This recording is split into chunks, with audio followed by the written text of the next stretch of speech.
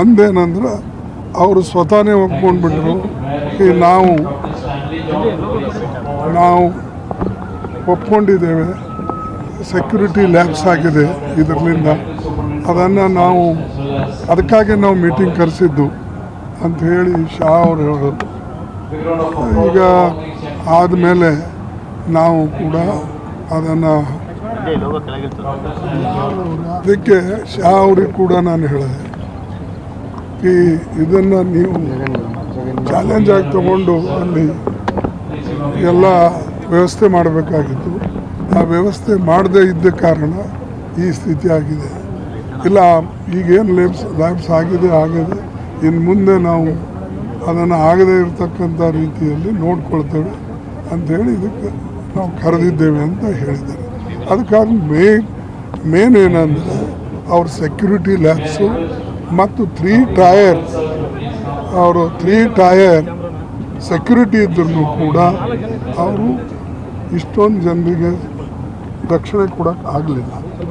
ಮತ್ತು ನಾವು ಹೇಳಿದೆವು ಇದು ಏನೇ ಆದ್ರೂ ಕೂಡ ದೇಶದ ದೃಷ್ಟಿಯಿಂದ, ನಮ್ಮ ದೇಶದ ಒಕ್ಕಟ್ಟಿನ ದೃಷ್ಟಿಯಿಂದ ನಾವೆಲ್ಲರೂ ಕೂಡ ಒಂದಾಗಿ ನಾವು ರಕ್ಷಣೆ ಮಾಡೋಣ. ನೀವು ಸರ್ಕಾರದವರು ಏನು ನಿರ್ಣಯ ತಗೊಳ್ತಿದ್ದೋ ದೇಶದ ಬಗ್ಗೆ ಮತ್ತು ದೇಶದ ಒಳ್ಳೆಕ್ಕಾಗಿ ಈ ಒಂದು ಘಟನೆ ಬಗ್ಗೆ ನಿಮ್ಮ ತೊಗೊಂಡಂಥ ನಿರ್ಣಯ ನಾವು ನಿಮಗೆ ಸಪೋರ್ಟ್ ಮಾಡ್ತೇವೆ ಅಂಥೇಳಿ ನಾನು ಎಲ್ಲ ಪಾರ್ಟಿ ವತಿಯಿಂದ ಕೂಡ ಅವ್ರಿಗೆ ಆಶ್ವಾಸನೆ ಕೊಟ್ಟೆ.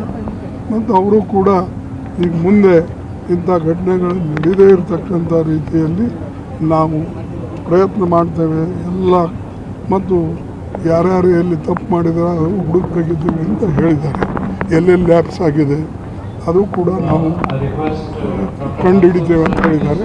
ಇಷ್ಟೊಂದು ನಮ್ಮ ಆಲ್ ಪಾರ್ಟಿ ಮೀಟಿಂಗ್ನಲ್ಲಿ ಅಲ್ಲಿ ಆಯಿತು. ಅದಕ್ಕಾಗಿ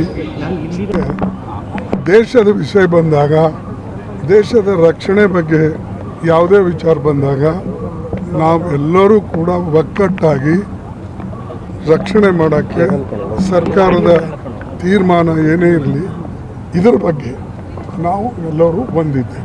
ಸರ್, ಈಗ ತೆಗೆದುಕೊಂಡಿರೋ ತೀರ್ಮಾನಗಳ ಬಗ್ಗೆ ಸಮಾಧಾನ ಇದೆಯಾ ಸರ್? ಯಾವ ತೀರ್ಮಾನ? ಅಂದರೆ ಪಾಕಿಸ್ತಾನ ಮೇಲೆ ಕೆಲ ನಿರ್ಬಂಧಗಳನ್ನು ಹಾಕಿದ್ದು ಇದೆಲ್ಲ ಈಗ ಹುಡುಕ್ತಕ್ಕಂಥ ಸಮಯ ಇಲ್ಲ. ಸಂದರ್ಭ ಬಂದಾಗ ನಾವು ಹೇಳ್ತೇವೆ. ಕೆಲವು ಇರ್ತವೆ ವಿಶೇಷ ಇವೆ, ಅವನ್ನು ಈಗ ಹೇಳೋಕ್ಕೆ ಚೆನ್ನಾಗಿರೋದಿಲ್ಲ. ಅದರ ಆ್ಯಕ್ಷನ್ ಏನಾಗ್ತದೋ, ರಿಯಾಕ್ಷನ್ ಏನಾಗ್ತದೆ, ನಿಮ್ಮಲ್ಲಿ ಹೋಗ್ತಕ್ಕಂಥ ನೀವು ಹಿಡಿದಿಟ್ಟರೆ ಎಲ್ಲಿ ಹಿಡಿತೀರಿ, ಡ್ಯಾಮ್ಗಳವ ಏನು ಅಂತವು ಅವೆಲ್ಲ ಪ್ರಶ್ನೆ ಮುಂದಿಂದು.